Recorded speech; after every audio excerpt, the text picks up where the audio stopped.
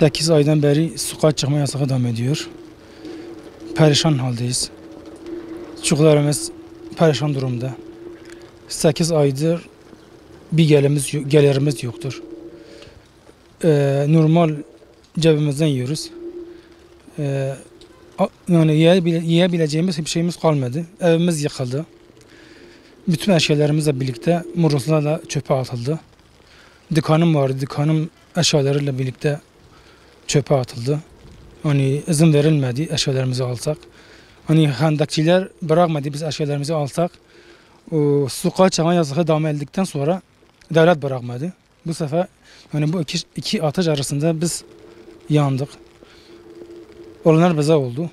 Hani Şırnak kendi kaderine terk edilmiş durumda. Kimse Şırnak'ın durumunu sormuyor. Yarın öbür gün sokağa çıkma yasağı kalkarsa şovcular yine ortaya çıkabilir. Şov yapabilirler. Ama 8 aydır hiç kimse Şırnak'ın durumunu sormuyor. Vallahi sokakta kalıyoruz. Yani kalabileceğimiz bir yer yok. Bir ev yok.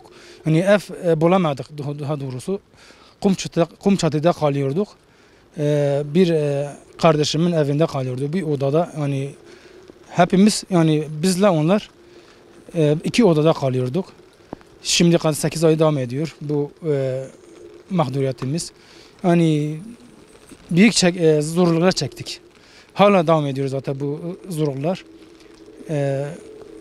Yarın sokağa çıkma yasağı kalkar diye hani bir şey yani bir ev tutmadık. Yani daha doğrusu ev bulamadık. Hani bu şekilde bekliyoruz. Sahipsiz olduğu için kimse Şırnak'ın halini sormuyor. Kimse kendine dert etmiyor. Herkes yani varlıklı olanlar zaten durumu iyidir. Fakir olanlar zaten kimsenin durumu sormuyor. O yüzden Şırnak böyle devam ediyor. Güne kadar ben kimseden yardım almadım. Sadece Umut Der'den aldım. Başka kimseden almadım. Bu yasakların biraz önce kalkmasını istiyoruz. Millet çok mağdur. Zaten kış kapıda. Halk sokakta yaşıyor. Kimileri çadırlardan, kimileri yani bir oda bulamıyorlar. Hani bu kışta yani zaten gördüğünüz gibi yağmur yağıyor. O yüzden yani biraz önce yani kalkmasını istiyoruz. Bu mağdurların giderilmesini için yetkililere sesleniyoruz. 8 aydır merkezde kalıyor işte evim yıkıldı. Hiçbir şey kalmamış. Yani çocuklar 9 kişi bir evde kalıyor. Zaten 8 aydır kiradayız. Ne paramız var kira ödesek. Yani devlet de bize bir şey yani yardım olarak bize göndermedik. Yani 8 aydır kiradayız. Yani bilmiyoruz bu kiraları nasıl ödeyeceğiz. Kiralar mesela diğer sene mesela 300 ise bu sene 600 yapmışlar. Yani işte bu kirayı nasıl ödeyeceğiz bilemiyoruz. Yani işte biraz önce mesela bu sokağa çıkma kalkması lazım. İşte çocuklar okula gitmiyorlar. Yani işte bir yardım falan olsa yani iyidir. Mesela Sayın Cumhurbaşkanımız da mesela hani bu sokağa çıkmayı biraz önce kaldırsaydı çok iyi olurdu. Halklar mağdur olmuşlar. İşte kış geliyor.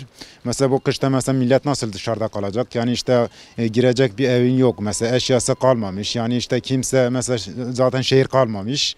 Evet yani okullar açılsaydı mesela çocuklar okula gitmiyorlar. Mesela 9 aydır mesela ben bu mahalleye gelmişim. Bana 2 kuru gıda gelmiş. Mesela ne un gelmiş ne bize hiçbir şey gelmemiş bize. Yani biz yani nasıl yaşayacağımız mesela yani hiçbir şeyimiz yok işte hani ne yapacağız? Ne işimiz var, ne gücümüz var, ne gelirimiz var. Yani hiçbir şeyimiz yok işte. Hani biz de ortada kalmışız. Yani işte bir an önce hani bu şehir yani düzenseydik çok güzel olurdu. İşte yani bütün yetkililere sesleniyorum. Yani biraz önce bunu düzenleseydik çok iyi olurduk.